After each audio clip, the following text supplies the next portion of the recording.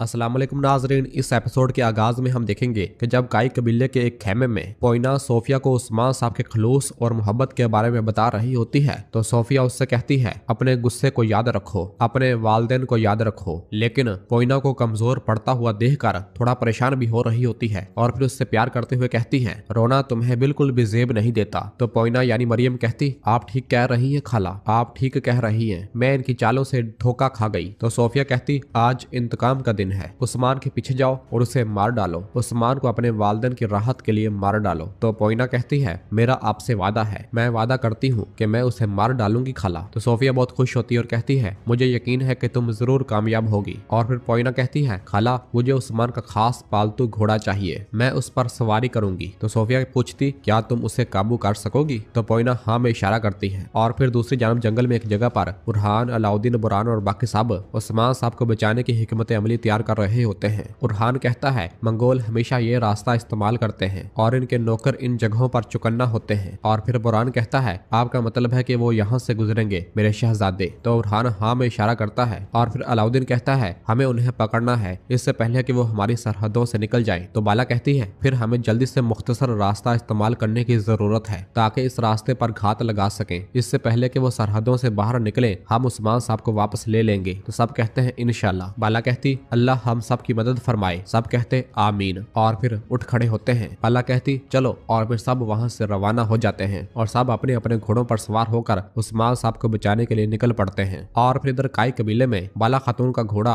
अलाजा चीख रहा होता है। बेगम खातून जब पास से गुजर रही होती है और उसे इस तरह देखती है तो वो अलाजा के पास आती है। मंगोल सिपाही उसे खामोश करवाने की भरपूर कोशिश कर रहे होते हैं। बेगम पूछती यहाँ क्या हो रहा है? तो मंगोल नौकर कहता है बाला खातून की घोड़ी बदहवास है, ये भागने की कोशिश कर रही है। तो बेगम अलाजा को प्यार करती है और मंगोलों को जाने का इशारा करती है। तो मंगोल नौकर वहां से रवाना हो जाते हैं। और फिर बेगम अलाजा से कहती अलाजा क्या तुम बाला के पास जाना चाहती हो? बाला ने तुम्हें छोड़ दिया है लेकिन परेशान न हो, तुम मेरी सवारी बनोगी। हाँ। इस दौरान इल्बाई वहां पर आता है और आकर कहता बेकार में कोशिश मत करें, ये बाला के अलावा किसी को सवारी की इजाजत नहीं देती, ये अपने मालिक की वफादार है। ये सुनकर बेगम कहती यहाँ के लोगों और इस घोड़ी की बाला से वफादारी को काट फेंकूंगी, ये सब बाला का नाम भी भूल जाएंगे। ये सुनकर इल्बाई खुश होता है। और फिर बेगम अलाजा से प्यार करते हुए कहती है और तुम उस्मान की जगह ले सकते हो? जिस पर इल्बाई बेगम के सामने आता है और उससे कहता है मैं आपकी तरह बेसब्रा नहीं हूँ, मैं अपने वक्त का इंतजार कर रहा हूँ। वक्त आने पर उस्मान का नामो निशान भी गायब हो जाएगा और मेरा राज शुरू हो जाएगा। मैं इन लोगों के लिए ऐसा सरदार बनूंगा कि ये उस्मान को याद भी नहीं करेंगे। तो बेगम कहती है ताहम उस्मान जिंदा है, अगर वो वापस आ गया तो क्या होगा? तो इल्बाई कहता है क्या तुम डरती हो? तो बेगम कहती मैं किसी चीज से नहीं डरती इल्बाई, लेकिन मैं हमेशा महफूज रास्ता चुनती हूँ। उस्मान कोई भेड़िया नहीं है जिसे तुम पिंजरे में बंद कर सकते हो। तो इल्बाई कहता है फिक्र मत करो खातून, उस्मान कभी वापस नहीं आ सकेगा, अगर उसने ऐसा किया तो मैं उसे खुद मार डालूंगा।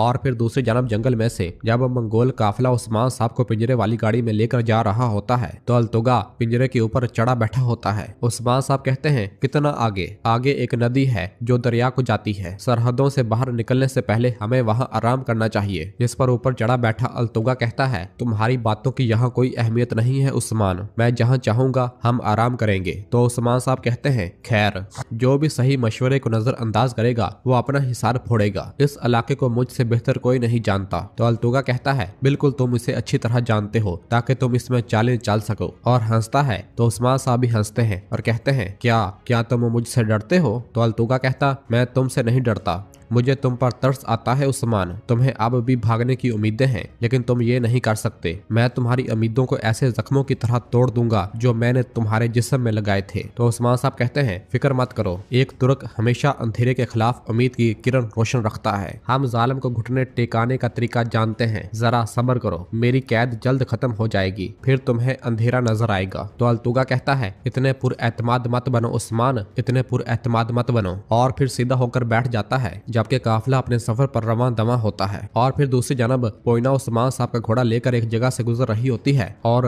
उस घोड़े अल्तुतान से कहती है, मैंने सुना है कि तुम उस्मान से मोहब्बत करते हो, लेकिन मैं आज उसे मार डालूंगी। मैं जानती हूँ तुम्हें लगता है कि वो एक अच्छा आदमी है, लेकिन वो कातल है। यह सुनते ही अल्तुतान उछलने लग जाता है। पोइना यानी मरियम उसकी लगाम खींचते हुए कहती है, उसने मेरे खानदान को कत्ल कर दिया अल्तुतान, तुम तो यतीम हो जाओगे, लेकिन फिक्र मत करो, मैं उससे बेहतर तुम्हारा ख्याल रखूंगी। चलो उस्मान को ढूंढते हैं। और आगे रवाना हो जाती है।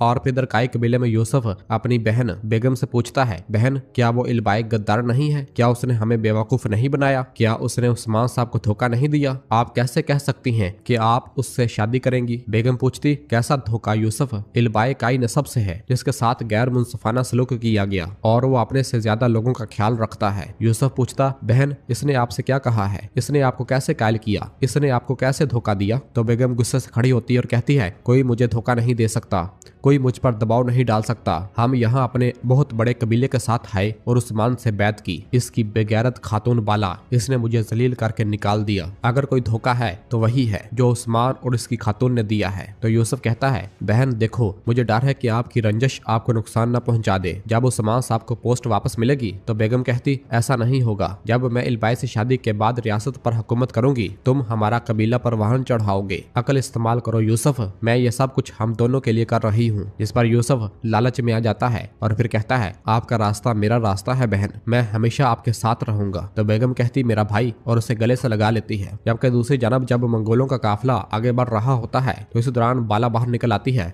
और अपनी कमान से तीर खींचकर मंगोलों पर बरसा देती है। जबकि इस दौरान अलाउद्दीन, बुरहान, तुरान और बाकी सब सिपाही भी अपने तीरों से मंगोलों को जहन्नम वासिल कर देते हैं और बहुत ही जल्द बहुत से मंगोलों को मार गिराया जाता है। और फिर सब भागते हुए जैसे ही पिंजरे वाली गाड़ी के पास पहुंचते हैं जिसमें उस्मान साहब का लिबास पहने एक आदमी मौजूद होता है, बुरहान जल्दी से पिंजरे वाली गाड़ी का ताला तोड़ डालता है और जैसे ही गाड़ी के अंदर दाखिल होकर उस्मान साहब को सीधा करता है तो वो उस्मान साहब नहीं बल्कि कोई और होता है और अपने खंजर से बुरहान पर वार करता है। बुरहान बाल बाल बच जाता है। यह देखकर अलाउद्दीन कहता है, जाल। अंदर पिंजरे वाली गाड़ी में बुरहान अपनी पूरी कुव्वत के साथ उस आदमी का खंजर उसी को घोंप देता है और फिर पिंजरे वाली गाड़ी से बाहर आता है। होलफिरा, गोंजा और बाला सब होशियार हो जाते हैं और कहते हैं, जाल, ये जाल है। कि देखते ही देखते चारों तरफ से बड़ी तादाद में मंगोल बाहर निकल आते हैं और उन्हें चारों तरफ से घेर लिया जाता है। कमांडर ओलुगान भी एक जानब से आ जाता है तो दूसरी जानब से सोफिया और लुकास बाहर निकल आते हैं। सोफिया कहती है, बाला, तुम उस्मान को ढूंढते ढूंढते अपनी मौत से आ मिली हो। तो बाला कहती, सुरख शैतान। और फिर ओलुगान कहता है, तुम सब उस्मान से पहले मरोगे और अपनी तलवार निकाल लेता है। बुरहान कहता, बुजदल कुत्तो,